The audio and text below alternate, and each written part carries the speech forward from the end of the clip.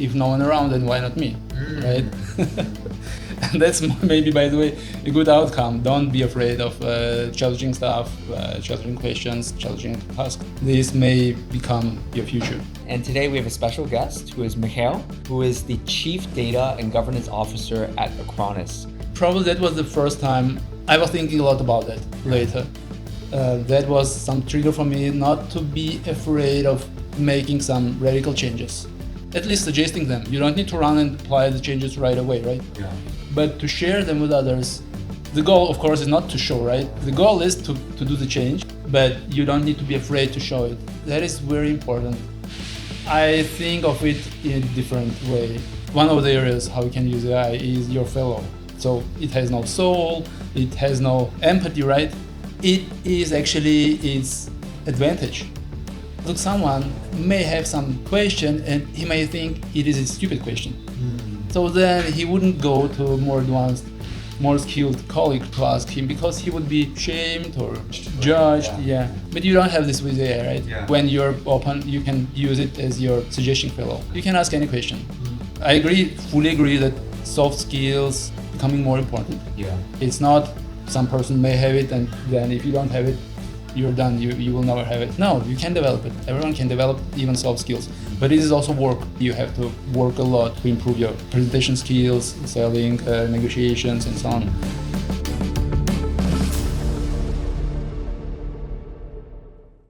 Hi guys, welcome to another episode of the CTO Show presented by TechVibe. I'm your host, Phillip An, and today we have a special guest who is Mikhail, who is the Chief Data and Governance Officer at Acronis. Acronis is a global leader across cybersecurity and covers 1,000% or 100% of the Fortune 1000. So Mikhail, really glad to have you here today and really excited to hear about your journey. Would love to start, maybe can you tell us a little bit more about kind of your current role and maybe a little bit back in terms of how did you get into this role and how did you get into Acronis as well? Hi Philip, hello everyone who's watching us. Thanks for inviting me here. As Philip said, introduced already, I'm Mikhail 𝗙𝗿𝗃𝗍, Head of Data Architecture and Governance in Acronis. And so if you're asking about how I started, right? It will roll back a little bit. Everything started back in Armenia, where I had my uncle, who was in cybersecurity is professional now. He was in cybernetics, and he actually made me familiar with all that now we would call IT. Before that, it was microelectronics, schemas, and all that stuff. So after that, I felt like it's really interesting for me. I felt some passion. Then I went to the university. It was Moscow Engineering Physics University. Now it's the Nuclear Engineering University, right? Correct. Yeah. They later, I think it was in 2009, they changed the name. Wow. Actually, it wasn't changing the name, it just added. So it is still Moscow Engineering Physics University, Nuclear University. Wow. I would tell everyone I'm a nuclear engineer if I were you. It's fine. Nuclear attracts attention, right? Yeah. Especially nowadays. Yeah. But it's solely about researches and so on. So I see. There I got some basic and fundamental knowledge about physics, math, even programming, microelectronics, many subjects that are really widens your vision from top to bottom in what we would now call IT. But at the days we weren't thinking about IT a lot. So you guys weren't necessarily learning about like C++ or Java? We were even assembler, Java no, but Wow. C++, assembler. Like very low level. Yeah, I was programming micro schemes. I remember that days. Wow. That time I already started programming on Delphi. There is such a language. It is now renamed and not widely used, Right. but it was there. So it was really interesting days. I remember. When you program on assembler, you just can make one mistake in your pointer to some other place of code, and then you have to reprogram from the beginning. Right. Yeah. So actually, I was programming on a paper. Wow. First you write on the paper, then you code. Yeah. Yeah, good experience. It was a good experience. Wow. Like not how to not make mistakes. I started working while I was in university. At that time, I started as a just software developer. Was writing standalone programs for my employer. Then I switched to what is called now full stack developer. Was writing middle layer also, and then I changed the work where I was fully like a database developer. We were using Oracle. I even now remember the days, and a lot of code, or actually all the business logic was on PLSQL. This is the language used in Oracle to program. Yeah. And actually, that was a changing days for me, because I started realizing that you can write a lot of things on as an application developer, Yeah. but you still would have a bottleneck in a database, and it was like a black box for many of us, for many of my colleagues. Like, it is working slowly, and no one can explain why. So we just intuitively try to find the ways how to improve the performance. Yeah. Like, let's write the query that way. Let's, I don't know, add index. Let's do something else. Right. But it wasn't. The decisions were not based on some foundation, some knowledge that we have to do this and it will help. It was just guesses. Yeah, I see. That is why I switched, unusual way, but I switched from a developer to administrator. Wow. Database administrator. Wow. Not like solely administrator. I still was developing, but also administering. So it was basically at that point where you realized that databases and were very important. Yeah, I think that was a point that I realized that someone have to know it. If no one around, then why not me? Right? And that's maybe, by the way, a good outcome. Don't be afraid of challenging stuff, challenging questions, challenging tasks, right? Wow. This may become maybe your future. Why not? So for me, it became. Now, actually, yeah. So having both of the worlds, there was another shift, maybe. So there was a rumor, in Oracle. When you work with Oracle, you have to know 80% Oracle and 20% of operating system. But then we switched to PostgreSQL, and my friend said, like, okay, working with PostgreSQL, you have to know 80% operating system and 20% PostgreSQL. So that is another area where I started to learn a lot is operating systems, Linux, Unix types. I was pushed to, because I had so many questions, like why does PostgreSQL or other database, we use some others also, why they work so, let's say, slowly? What is happening there? Yeah, it's open source, but it doesn't give you an answer, right? So we started to dig even like the next level. My team, at the time I already had a team. So yeah, you have questions, you try to find answers. Wow. And gradually I came out to become an architect. So probably now, actually, as you said, I just recently was promoted to this role, to head of chief. When it returned. Long title, right? Yeah, head of data architecture and governance. So now it's not only architecture, but now I will focus on data quality also. Amazing. which is like another area I would like to cover. Data quality and then data governance in general. I see. That's great. I guess taking you to the present role, for those of the viewers who don't really know what Acronis is or does, maybe do you mind describing a little bit more about the company and what role does it play? Well, Acronis is a cybersecurity company. We are providing a solution mostly for MSPs, managed service providers, with whom we protect like more than 750,000 workloads, customers around the world. We have a concept of microservices. If we're going to technical part, so we have microservices, and with microservices, we have a lot of databases again for those who need them, because not each service needs a database, but more than 50 we have who has it. Now, before I joined the company, even when I joined the company, I remember the days when it was, database was a headache for the company, for each and every developer.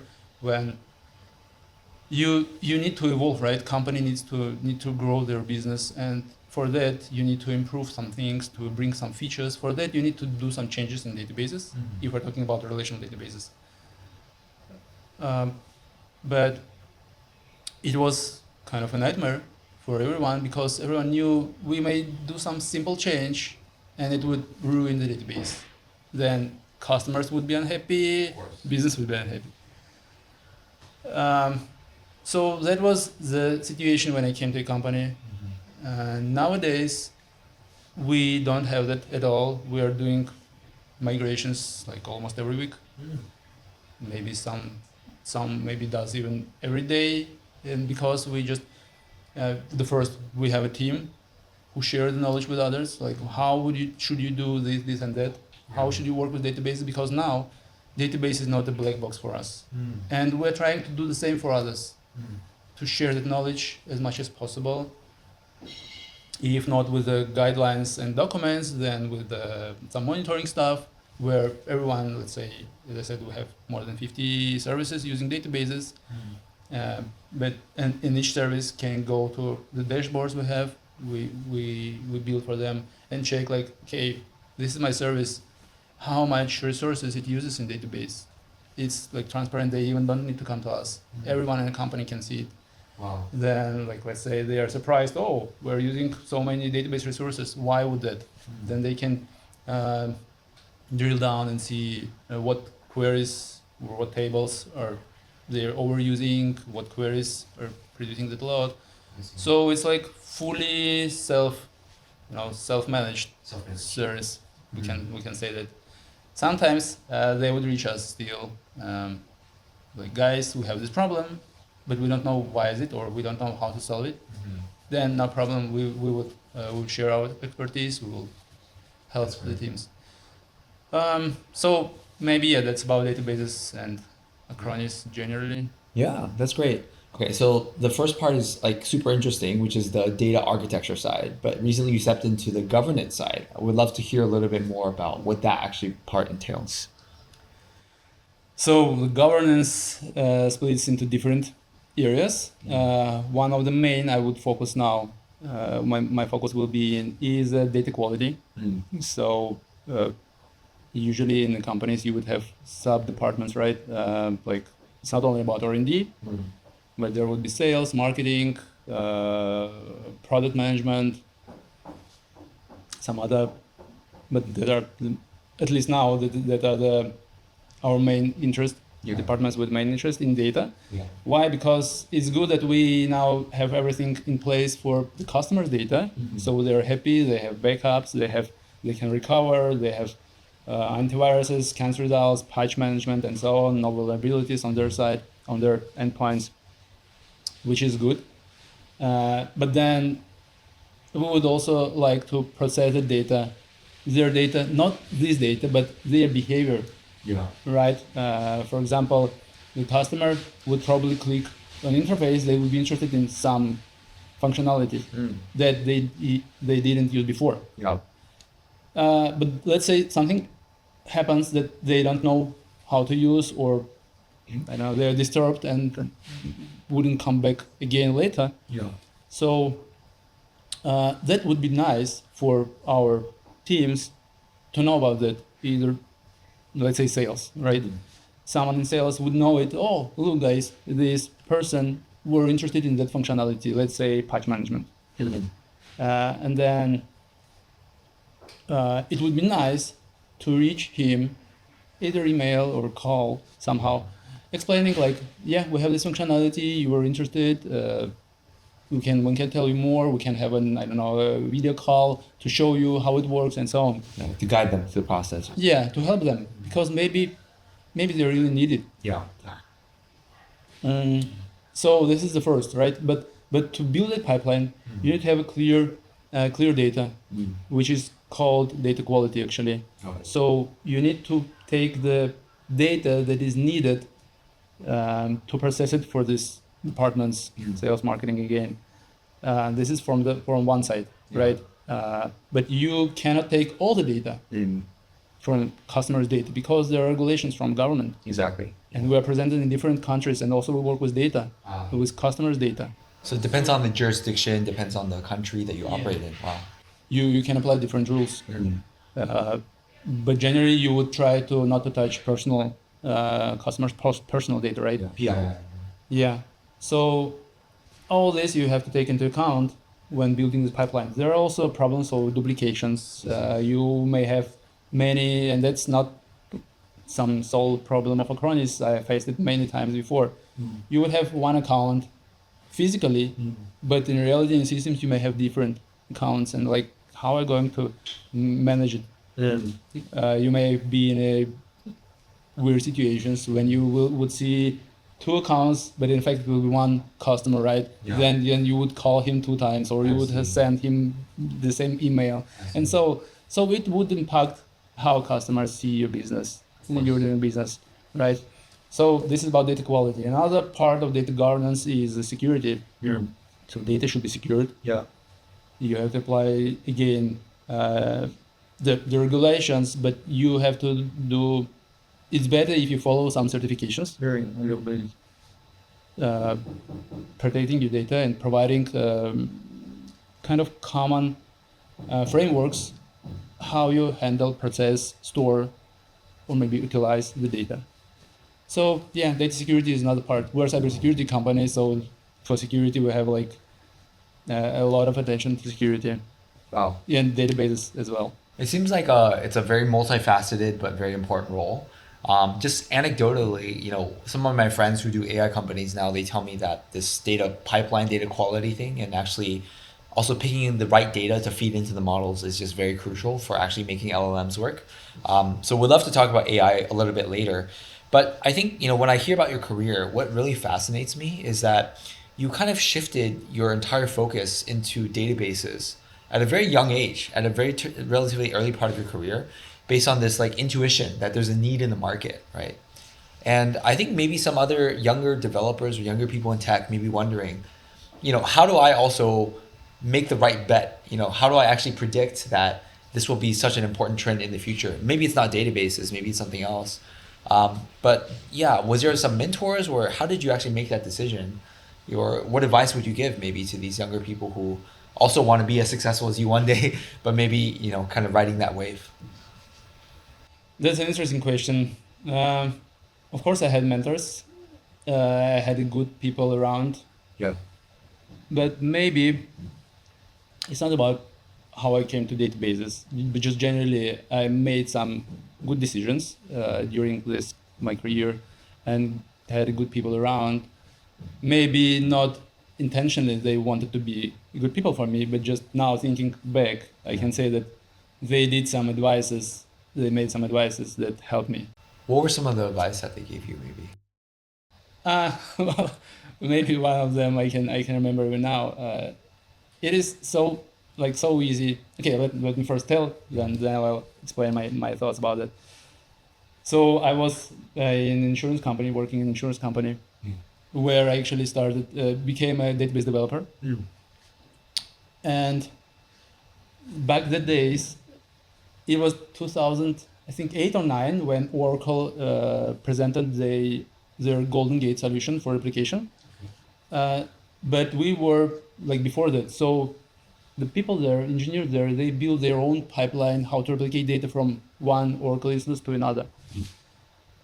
Then I came there and I decided to build the diagrams to understand how it works generally. So I draw the diagrams, all that, explaining how it works, different phases and so on, like getting the data, catching, some kind of propagating, applying. So all that time I built it, and then it had a bottlenecks. So the performance wasn't enough. Sometimes we would have a queue of messages that should be copied. And I came to architect with a solution saying like, look, we can do this and that changes to make the system work better. And he said, like, Mike, this is good solutions, good ideas, but why are you thinking so narrow? Like, it can be improved. look, we can do this and that more, and then we can change that. And so he, just from my few ideas, he made like the whole system refactoring. Wow. But then it became like it was his ideas, right? Right. And he wasn't too polite, giving that feedback to me, like, why are you so thinking of that few changes? Yeah. Why don't you, I would say, he said, like, why are you so limiting yourself? I was frustrating and analyzing it later, like, really, why I didn't think what he said later. Yeah. Because I triggered the ideas, right? But they weren't enough mature. So, like, what was causing me to stop thinking wider? And I thought that there is a scare of breaking something. Yeah. There is, and also like it's someone made it, right? It's not mine. So it's better not to change a lot, but better to just make some fixes. Tiny tweaks. Yeah. Yeah. But that is what actually he was complaining on. Like, why do you think about these small changes? Right. So probably that was the first time I was thinking a lot about that later. And that was some trigger for me not to be afraid of making some radical changes, at least suggesting them. You don't need to run and apply the changes right away, right? Yeah. But to share them with others. To show that you can think bigger and not afraid to do it, right? But the goal, of course, is not to show, right? The goal is to do the change. Of course. But you don't need to be afraid to show it. That is very important, I think. And all of us, even now, have situations in a company when discuss some things with others that people try to make less changes, just not to touch the system. Sometimes it is maybe correct, just especially in huge systems, probably banks. I remember the days when to apply some change, you have to collect a lot of approvals and so on. Yeah. But at least to share the ideas, you don't need to limit yourself. Do you think that's a factor of just the culture of an organization? Maybe some organizations are more open and transparent, while other ones, maybe they punish you for expressing too wild of an idea? That is a very good question, and that's true. Yeah. Then you have to ask yourself, if I would, luckily I was in an organization where they said, like, why are not changing a lot, I see. right? So it was a trigger for me. Yeah. I can imagine I would be in a situation, an organization where they would say like, why would you want to change the things? It works. Don't touch it, right? But then I would ask myself, is it the right place I want to be in? Yeah. I see. I'm sure that someone would be satisfied with it. Yes. Things works. Don't touch it. Yeah. You just watch for it. You just polish it, and it works. I don't like it. I love that advice because it not only applies to engineering changes, but it's a metaphor for life as well, right? It's like, some people are very content with their careers, but maybe they feel a little bit dissatisfied, right? But maybe they're scared of making big changes. But what you're suggesting is maybe don't be afraid, right? Don't be afraid to make some of these big changes. Yeah, if it makes and another thing is, I said it initially, right? That I felt like database is a black box for majority of who's around. Exactly. For most of the people. But I decided that if no one wants to dig deeper into databases, then why it wouldn't be me? So this is maybe another advice also. Don't be afraid of taking challenging tasks, trying to solve something that wasn't solved by your colleagues, or even it's now much easier, right? We have AI, we have Google, we have other knowledge-based systems that can help you a lot. But back the days, many things, you just had official documentation of Oracle. I even now remember these big books. Wow. That's all you have. The rest you have to invent. From here, maybe the third thing. Yeah. If you have some questions, some challenging tasks, and you can't find answers over the internet, don't be afraid to try to solve it yourself. Just think that even this hard and complicated systems were built by people. Yeah. Yeah, it's not something by God. yeah. Something from the outer world. Yeah. Even I don't know. AI is also built by people, right? Sitting in OpenAI, if we're talking about ChatGPT or the Microsoft, there's their department and so on. Yeah. So people build it. So you can also build something unique that would help your organization. Yeah. Wow. Don't be afraid of doing that. Wow. I think that's great advice. So the first one is be greedy when others are fearful, right? So go into the things that maybe other people think very difficult. Number 2 is don't be afraid to suggest big changes, radical changes, right? And number 3 is maybe just don't overthink it, right? Because some of these systems are actually also built by people as well. It's not sometimes. It's all the times, right? Until AGI comes into being. Yeah. This episode is brought to you by TechVibe, your one-stop IT recruitment solution provider. We connect global companies with top tech talent across Southeast Asia. Whether you're looking for permanent hires, short-term contractors, or employer of record, EOR services, we've got you covered, especially in the IT and digital sectors. Thanks for tuning in. And now, enjoy the episode. Well, speaking of AI, so I'd love to dive a little bit more into maybe how you think about AI, maybe how the organization thinks about it, and also, some broader implications on how engineering works with this new age of AI. We're very open to AI. Yeah. If we're talking about organization, we have a lot of initiatives. We have even products that help customers that help customers, but it uses AI in the background. Yeah. So we're really open, and it's just so we have products where customers already can use AI, but we use also AI in our process of product development. Yeah. So the company is really in it. I really like it. We're innovative, and even I would say often you can have a situation when this initiative comes from the bottom, right? So developers or someone else would use it. In our company, it comes from the top. Yeah. It is pushed by the management guys use AI. That's great. And it's really great because even those who didn't think about AI, they're using AI. Yeah. My team, for example, everyone in my team is using AI. To be honest, I would it to be used more wide because we still have quite a lot of routine activities, tasks.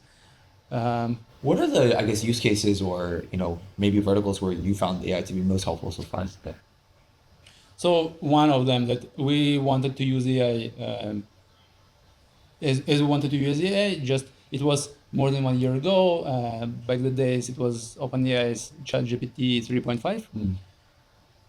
And how we wanted to use it is one of the processes we have is developers, let's say they want to do some changes, ad hoc changes to production databases, then they would write queries and they would commit it to Bitbucket. So not getting into details, but developers don't have access to production. That's why we have a pipeline for that, how they can apply changes. Now, someone from our team have to review these changes, right? To say is it safe or not? Is it performance enough or not? Or may it cause problems to customers again? Yeah.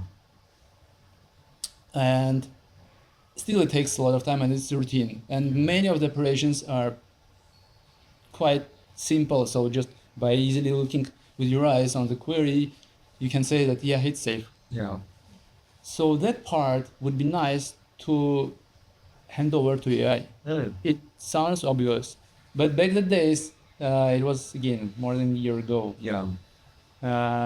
When I was researching if it can be used that way, I found that there are still false positives. So, and depending on my prompt, the same query can say yeah, it's safe, but then I'm saying, but look, this is a case where it can be right. Let's say the table size may be big, then it says, oh yeah, then it's dangerous. It always agrees with you, right? Yeah, but then I'm saying, but there is a field, there is an index on this field, and then it says, then it's fine. So you see, I was able to depending on the prompt, I can get different results. So that wasn't stable, but it can cause issues to databases. I see. Which means, again, to customers, we always keep in mind our customers. So back in the days, I said, okay, it's not mature enough. We have to wait. Maybe now we need to revisit it again because 3.5 is very old and now the models are more more mature, robust, more advanced. So maybe now we'll have more predictable results. Do you think that also the future of engineering, maybe like in terms of the employees that you hire, do you think all of those jobs will change in the future as well with AI? There are many talks about that developers are endangered by AI, right? Yeah. I think it will change, but I don't look at it like it is something that would cause is some kind of danger for developers or for others. I think of it in a different way. So it's more like one of the areas how we can use AI is your fellow. Actually, just yesterday we were discussing with my wife about AI, and we came to an idea that the difference between the cons of AI that you initially would think about it as its negative side, so it has no soul, it has no empathy, right? It is actually its advantage, because we can say about developer, but yesterday we were discussing in general, but because at home only I'm in IT. So we were discussing that, look, someone may have some question and he may think it is a stupid question. So then he wouldn't go to a more advanced, more skilled colleague to ask him, because he would feel like he could be shamed or Judged. Right? Yeah. But you don't have this with AI, right? Yeah. You can ask any question. So this is one thing. When you're open, you can use it as your suggestion fellow. Yeah. So how it would affect the developers? Again, I think that it would be from one side for juniors, those who want to be developer. For them, it will be harder to start because now development is becoming so easy at the beginning level. Yeah. Even I have some friends who are not to development at all, but using AI. Yeah. By coding, right, or something. They started coding. They started automating their work. I see. So some simple things. Yeah. It will be easier to do, which means it will be harder for some beginners to become a developer because everyone now is a developer. I see. I mean, not yet, but I think we're somewhere there. We'll be there. But at the same time, now developer role would increase to solve more complicated things. Not just easy, like, please, I'm doing this and that, how to automate it, and then it would give you some Python code, right? Just do this and it's easy for you to run it. But some complex questions where you need the context, where it's not just one function, but a huge program, process, their AI still wouldn't substitute developers. Do you think overall there'd be less developers, but maybe every developer would just be more experienced, or? I think there will be more developers, but again, it will be not developers with their passion or with their work. Just everyone would be developer. That's true. Even marketing person, some manager, they would be developers. Everyone would be developers. But the person who would be called developer and that he will be his profession, there may be less, really, because many things will be solved just by everyone. But I guess even in that era, the importance of cybersecurity or cloud security, all of these things will be very important. Maybe more vulnerabilities as well to exploit. Of course. We're saying that we will have more developers, but at the same time we'll have more hackers, right? Yeah. Because again, it will be much easier to write a bad code, not only good code. Yeah. So it goes side by side. You're from Russia. You grew up in Russia. Now you're in Singapore, and I think your family, you said, was originally from Armenia, right? Yeah. So I think you have quite an international background, and I'm just wondering also, when you compare these education systems, right? Do you think these countries, especially in emerging markets, right, are they preparing their kids, or are you preparing their education effectively for this kind of phase of AI? I think both Armenia and Russia, they have quite a strong fundamental Technical subjects. education. Yeah, like physics, math, and other science is very strong in both countries. Yeah. So that is actually why there are many specialists in IT from both, actually not from both, but from post-Soviet countries Yeah. in general. If thinking about like future generations and how they help or work with young generations, I like the concept of 𝗏𝗲 school in Armenia. It's a kind of additional education in creative technologies. That is how they call it. So it's not the school, it's after school education. And this is run by the government, or is it private programs? Or? No, it's owned by a couple. Okay. They're Armenians, but they're in US. I see. From US, and the first school they opened in Armenia, in Yerevan. It is concept of fully free education. Wow. Yeah, so the students don't pay for it at all. Then how do they fund the education? So let's say they have a building. It is 5-story building. Yeah. First 2 stories would be for students, for education, for all that. But the 3 they would rent to some companies, so they would get it.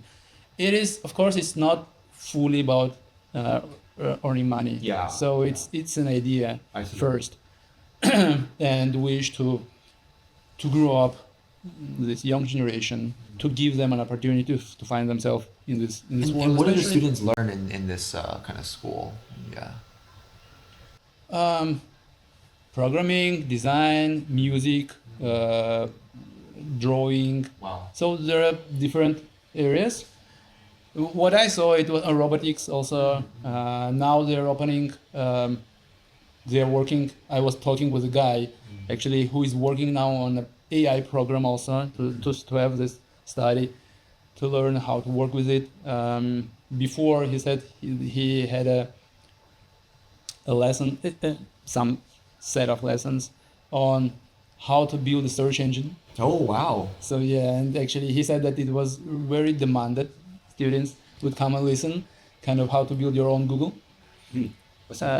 And after that, he's right now, he's thinking to present the course about AI. So, and that concept actually was so attracting that other countries, when they saw it, they asked like, can we open it in our countries also? Wow. So now they have that 2 more opened in Portugal, Germany, France, few in US, so like different countries. And this year they plan to open in Japan, in Argentina, so many different countries. They have, as far as I remember, they have 15 schools now, and they plan to open 15 more this year. And it is because of the idea, the concept. It is initiative of a government or someone, sometimes it's communities coming, like, guys, you like this idea, help us to open it. I see. Yeah, I think it's super interesting that concepts like this exist. I think often the criticism, often in Asian countries, East Asian countries, and maybe some in the post-Soviet countries as well, is that there's a very strong focus on like math or science or memorization. And then because of that, it's like very test scores, right, oriented. But a lot of people say that in the age of AI, it's more around like soft skills and creativity and entrepreneurship, these kind of skills that are often not really taught in schools, right? So maybe that program that you mentioned is a good step in that direction. It is still about these fundamental disciplines and hard skills, right? Yeah. So because programming is hard skill, but what I liked, and that's good that you mentioned, I fully agree that soft skills are now becoming more important. Yeah. And that is not like, so you can develop it. It's not some person may have it, and then if you don't have it, you're done. You will never have it. No, you can develop it. Everyone can develop even soft skills, but it is also work. Like you're developing your hard skills the same way you have to work a lot to improve your presentation skills, selling, negotiations, and so on. So what I heard in 𝗏𝗏, they're not just teaching them how to, let's say, code or to design, but then they would also have some sessions presenting what they did. So this is also a good step. That is what probably help students to think not only about, okay, I did, that's good, but also I did, but let me show it to others. That's great. Yeah. And actually my son, when a couple years ago, we were in Armenia also, we went to a summer camp there. Yeah. He went not with. They also, what I liked, they also did some, that I think it was programming there. Yeah. He decided to step into there. And at the end, again, it wasn't like, okay, fine, you did a program, you're good. But then they gathered all the parents. It was like all the parents, and each student presented what he did. Wow. Like, look, I did this and that. And even that moment, you can see that, look, these guys, they're presenting so good. Wow. And they're interacting, naturally they're interacting with the audience. That's great. Then other guys, they don't do it. But that's just an area for improvement.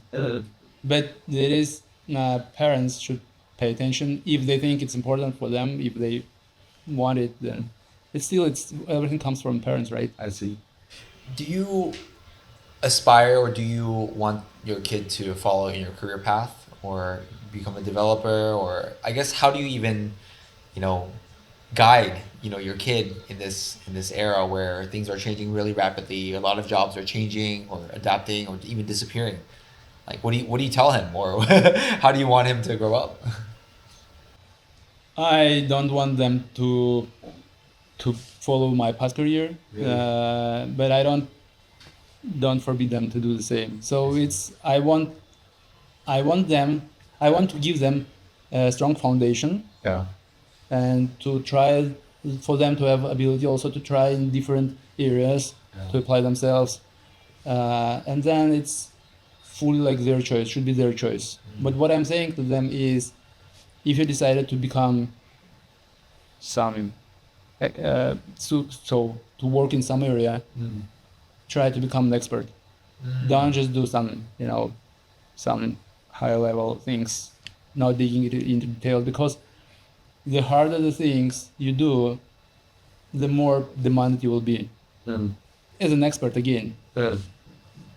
There is a downside, backside of it, of course. For example, even I can feel it. I'm an expert in databases, right? In architecture, in database architecture, but then at some point, you're becoming overqualified. Like, for example, I remember the days before when I was a developer. Yeah. You had so many open vacancies in companies. Yeah. So you have a very big choice where to work. Now it's much harder because not every company would have challenges with databases. So you wouldn't be needed in every company, even where there will be developers, right? So the same, I explained that to them also, to my kids, I mean. But that doesn't mean you don't need to be an expert. No. Still, being an expert means solving challenging tasks, which is actually give you satisfaction. Got it. Of this life. And also, another point I'm saying them is, you need to love what you do. Don't do the work just, let's say, for money. Because we're spending so much time on doing our work, right? It's 1/3 of our life. Or even more, yeah. Or even more. So you need to like it, you need to love it. Yeah. It doesn't make sense to spend our life on doing something you just don't enjoy. In the evening, let's say after work, you gather with your friends saying, I don't like this work, I don't do this, I don't know, I spend my day useless, didn't do anything. Come on, right? Yeah. You have just one life. Don't do what you don't like. Yeah. That's amazing advice. Not only for developers, for everyone, I think. Yeah. I think the last section that we usually do is like a quick rapid fire questions. So just say whatever comes to your mind, okay? Just from a few fast rapid fire questions. So the first question is, what is your favorite tech tool, or what is a tool that you use pretty often recently? It is changing. It's evolving with my role as well. Now, It is, as I'm now more in diagrams, probably I would say it's Draw.io. It's a tool, online tool, and they have offline also to draw diagrams. Sometimes I can say that a well-drawn diagram may answer so many questions and may just ease in and make it much easier for you to explain to others your ideas or the processes that works. So this is one tool. Another maybe I would tell about, I'm using it often, but not as a developer or not an architect, but it's Grafana. I like this tool so much because I told earlier, right, that we share with developers as much as possible. And even we build these dashboards where developers can self-control, make self-service of our developers, our databases. So that is with help of Grafana, of course. So I like it so much. You can visualize whatever is happening in this black box that is called database. And by visualizing, you simplify operating it a lot. So yeah, I wouldn't say I'm using it every day, but maybe that's the tool I would highlight. That's great. Second question. I know you already said a lot of advice, but overall, what do you think is the best piece of advice that you've ever received? Another one. Yeah. Well, about received, I already told, right? Maybe I would share another advice also that I didn't receive, but they came at some moment. So when I was working on in two roles as a database developer and a database administrator, I reached some moment when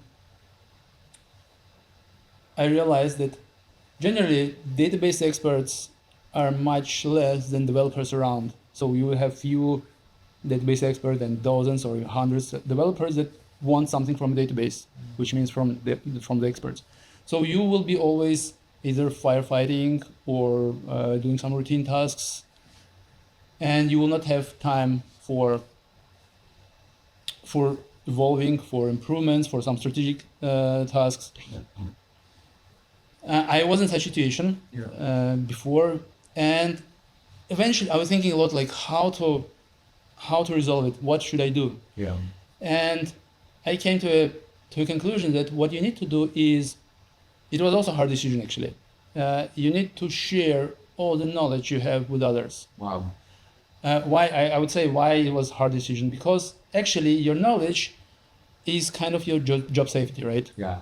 You know it. If you personally know it, then you're like you're important. You're important, yeah, and your company values you a lot. Yeah. So you are doing some routine tasks, but you are helping a company, a business. But at the same time, the bad side of it is you're doing the same stuff every day, and that's not, at least for me, when I was thinking about it, I decided, okay, look, you will share the knowledge with others, you will write documents, you will tell them what you do, and you will either automate it or they will realize that it is so easy that they can do it themselves, right? The risk is job safety. Yes. Yeah. But probably, why would I stay? That was my thoughts. Why would I stay in a company that values me only for these routine tasks? And if I shared with others, then others would do these routine activities, and I will have a time for some other activities, for some other tasks. If company would have something to give to me to solve some really challenging tasks, then that is a company I would like to work in, right? But if the company would say, we don't have anything for you, then probably it's time to think and change the company, right? And that is what happened actually when I started sharing this knowledge with others. Someday my boss came to me saying like, Mike, we have this and that problem. Do you have any ideas to how to solve it? So you got harder challenges to solve. Yeah, and that wasn't just what was I doing before, because that is already resolved. Others are doing the same that I was doing before. So yeah, and that was really interesting. That I started getting really challenging and interesting questions, tasks, problems that I had to spend many time I need to resolve, to think, to research, and so on. But that was interesting, much more interesting than running the same script every day. That's great. Wow. I think maybe that's the mindset shifts that from an IC to almost like a manager or like an owner, right? Because you start thinking about the overall company as a whole instead of how can I preserve my career, right? It's a more broader mindset, which is great. And the last question for you is, for what are you most grateful for in life? Can you repeat, please? For what are you most grateful for in life? What most appreciative for?